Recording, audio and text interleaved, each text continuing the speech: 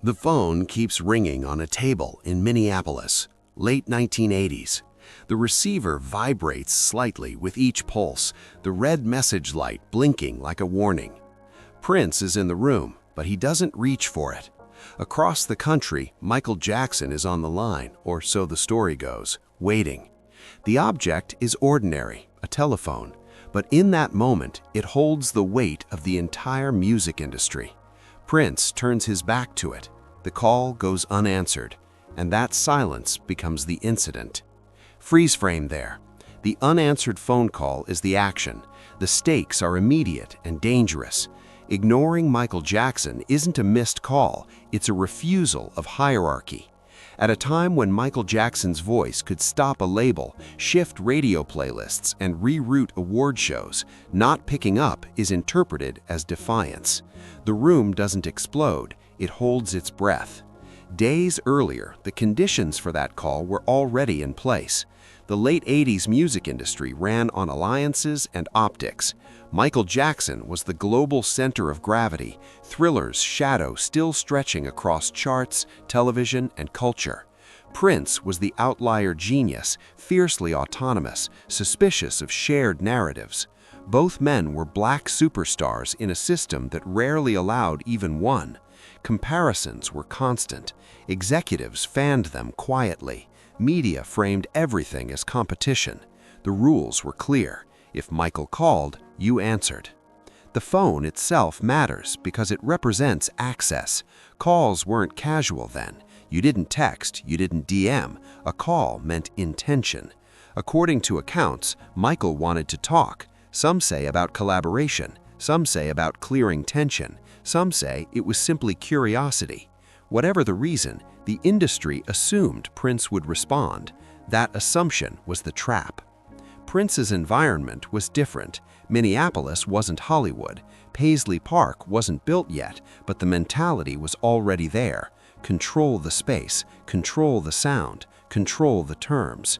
People around Prince knew his relationship to phones. He avoided them, preferred intermediaries, preferred music to conversation. When the phone rang that day, it rang into that philosophy. The racial politics sharpened the stakes. Black artists were rarely allowed to disagree publicly without consequence. To ignore Michael Jackson, arguably the most powerful black entertainer in history, risked being framed as arrogant or unstable. Labels whispered about attitude. Radio programmers noticed tone shifts. The industry didn't just watch success, it enforced obedience. Inside Prince's circle, the ringing phone created tension. According to insiders, someone suggested answering, someone else suggested calling back later. Prince didn't argue, he simply didn't move. The gesture, turning away from the phone, became the anchor detail retold for decades. It wasn't dramatic, it was deliberate.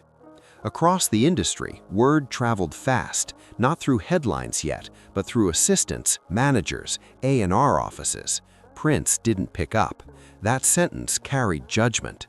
Was he scared? Was he disrespectful? Was he making a point? In rooms where Michael Jackson's name commanded reverence, this silence read like an insult. The system reacted before Prince ever spoke.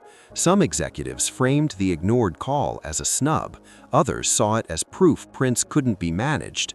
Michael Jackson's camp, according to some accounts, took note, not anger, surprise. In a world built on deference, surprise is destabilizing. The industry began to sort itself instinctively. People closer to Michael shook their heads. People aligned with Prince nodded quietly. Sides weren't announced, they were assumed. Radio programmers, producers, journalists, everyone recalibrated how they spoke about both men. The phone call, unanswered, had already done damage or created clarity. Prince, meanwhile, went back to work. The phone eventually stopped ringing. The room filled with sound instead. Drum machines, synths, layers of control. The ignored call became fuel, whether he intended it or not. By refusing to answer, he had answered in the only language he trusted. The cliff edge sits right there. Did Michael call again? Did Prince ever explain himself? Or did this silence harden into something larger, an invisible line the industry would be forced to cross? The phone is still on the table. The call is over. The consequences haven't landed yet. The next night, the phone shows up again, this time in conversation, not ringing, but referenced. In a Los Angeles office, an executive mentions Michael Jackson's call in passing, tapping a desk phone as if it's evidence. He didn't answer, someone says. The object changes rooms, but the meaning stays sharp. Prince's silence is no longer private, it's circulating. At rehearsal in Minneapolis, Prince is at a console, the same phone now unplugged and set face down on a side table. According to accounts, someone asks whether he's heard from Michael Jackson. Prince doesn't look up. He cues the band. The gesture is small, but the message is exact. The call does not interrupt the work. In this room, the phone has no authority. That morning, Michael Jackson's camp reportedly makes a second attempt through intermediaries. Managers, mutual friends, industry bridges. The phone becomes a network now, not a single line. Messages are offered softly. He just wants to talk. It's nothing heavy. The hierarchy is being reasserted politely. Michael Jackson doesn't chase. The system chases for him. The industry's pressure escalates in steps. First, persuasion, then concern, then interpretation. If Prince won't answer Michael Jackson's call, what does that say about him? Radio programmers begin asking questions. Producers hesitate before pitching collaborations. Journalists frame Prince as difficult, a word that sticks to black artists faster than anyone else. The phone call becomes shorthand for temperament. Across town, Michael Jackson continues rehearsals, his own phone nearby, untouched. According to some accounts, he's confused more than offended. He's used to people answering, used to access opening doors. The idea that Prince would ignore the call, not delay it, not return it, but ignore it, registers as a challenge, whether intended or not. Michael doesn't respond publicly. He doesn't need to. The system responds for him. The sides begin to form quietly. Those loyal to Michael Jackson frame the silence as disrespect. They point to Michael's generosity, his history of collaboration. They reference his position. "You don't ignore the biggest star in the world," someone says, tapping a phone again like a gavel. On the other side, Prince's supporters frame the moment as autonomy. He doesn't owe anyone access, they counter. The phone becomes a referendum. Prince's behavior doesn't change. At another studio session, the phone rings again, this time a different caller, same object. Prince lets it ring. The repetition hardens the narrative. This isn't a one-off, it's policy. He communicates through sound, not conversation. Each unanswered ring reinforces the line he's drawn. The media catches scent. Entertainment writers begin hinting at tension between Prince and Michael Jackson, careful not to accuse, but eager to imply. The ignored call is never confirmed publicly, but it doesn't need to be. Enough people have repeated it.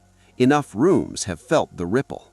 The phone is now mythic, its ring echoing louder than any statement. The industry's calculus shifts. Award show producers weigh seating arrangements. Collaborators choose camps. A producer who works with Michael hesitates before calling Prince. A musician aligned with Prince avoids Michael's circle.